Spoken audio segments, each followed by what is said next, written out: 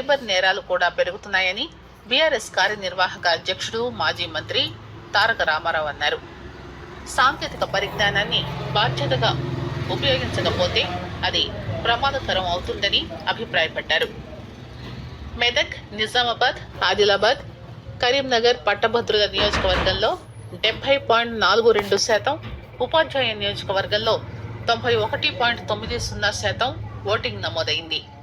వరంగల్, ఖమ్మం, నల్గొండ ఉపాధ్యాయ నియోజకవర్గంలో 93.55% ఓటింగ్ జరిగినట్టు అధికారులు తెలిపారు.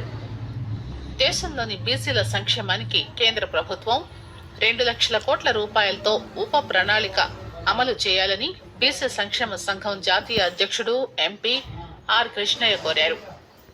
మహాకుంభమేళా భారతీయ సంస్కృతికి అద్దం పట్టే గొప్ప ఆధ్యాత్మిక వేడుక అని కేంద్ర మంత్రి కిషన్ రెడ్డి అభివర్ణించారు. మహాకుంభమేళాలో 65 కోట్ల భక్తులు పుణ్యస్నానాలు ఆచరించడం దేశ ఐక్యతకు నిదర్శనమని అన్నారు.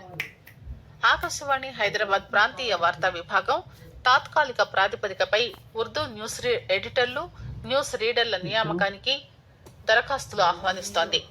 ఆసక్తి ఉన్న అభ్యర్థులు మరిన్ని వివరాల కోసం www.newsonair.gov.in అనే వెబ్సైట్లో వేకెన్సీస్ పేజీ చూడవచ్చు.